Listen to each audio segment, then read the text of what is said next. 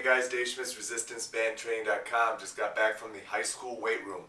I know a lot of you know I work with our local high school. I've done it for quite a few years now, and as a result of that, we remodeled the weight room and we made it more band efficient, but also we made it more efficient and convenient for the athletes. So I thought maybe you would enjoy a little tour of our high school weight room to see if some of those things that we've done you could apply to your weight room. So I'll be right back at you to take you through our weight room.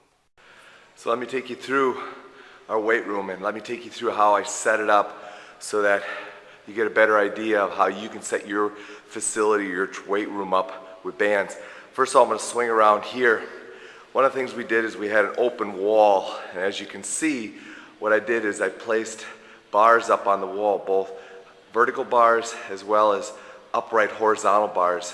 What we can do in this area now is do all our band attachment stuff. We can do all our pull-up work. We can hook our suspension straps up. And so this becomes a very functional area. Now what you're going to see, and you may not get an appreciation for, is the space that I have in between the bars and where people can run. We have about 20 yards in front of the bars. We don't use that much. We use about 10. But you can see that by opening up this space, it's going to allow us to do more than just band work.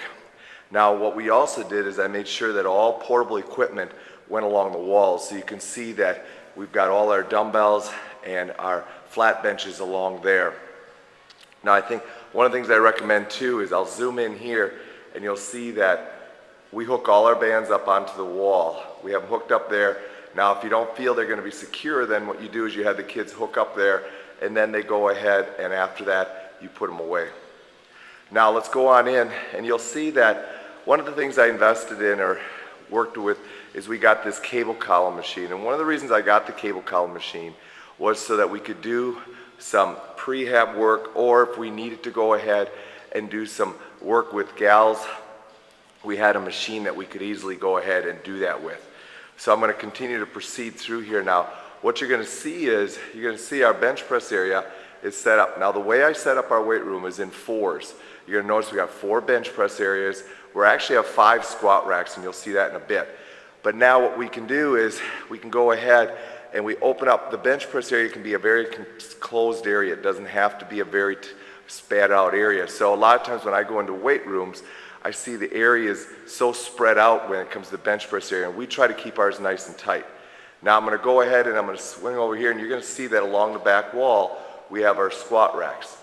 Okay, we have 5 squat racks, but I actually use 4. What I use the 5th one for is I use it for rehab people, but I also use it to let our athletes that don't necessarily work out with us regularly, I let them go ahead and train on that and use that. Now you're going to see we also got 4 platforms here. All the platforms I had made by a local metal work person, and then the mats and that we purchased from a local farm supply store, and the boards are nothing more than plywood that we went ahead and cleaned up, sanded down, and got things. And then you can see that by simply putting our logo on them, it makes them look very, very sharp. Kids really appreciate it, and it creates a lot of value to the weight room. Now what I want to show you here is one of the things we've done too is we've kept the squat racks and the platforms a little bit separated so we can do training off of the squat racks. We'll take band utility straps, hook them on up to the squat racks, and do different auxiliary lifts using bands. The other thing now, I'm going to proceed around here. You'll see that I've gone ahead and I used portable equipment, in this case dumbbells, to go ahead and separate sections of our room. Now here's our bench press area, okay, and then what I did is opened up this area this year to become our deadlift area.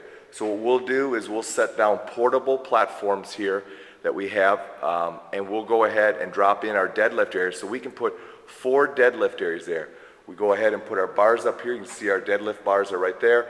And here, I'm going to zoom in, our portable platforms. What we did is, I got this idea from Eric Cressy. We just went ahead, made some 1 foot by 1 foot rubber mats, and then we put some inclines on them so that we could go ahead and drop them down easily and go ahead and do our deadlifts. A couple things we added this year too is we like to get our kids lifting off a number. So what we did is I created this large board, and I'll zoom in on it a little bit so you can see. but basically it's a chart that gives them the idea that they can go ahead and find the weight that they're looking for. So what they'll do is they'll find their max recorded weight on the blue side over here, and then they'll go ahead and find whichever rep we're working with that day.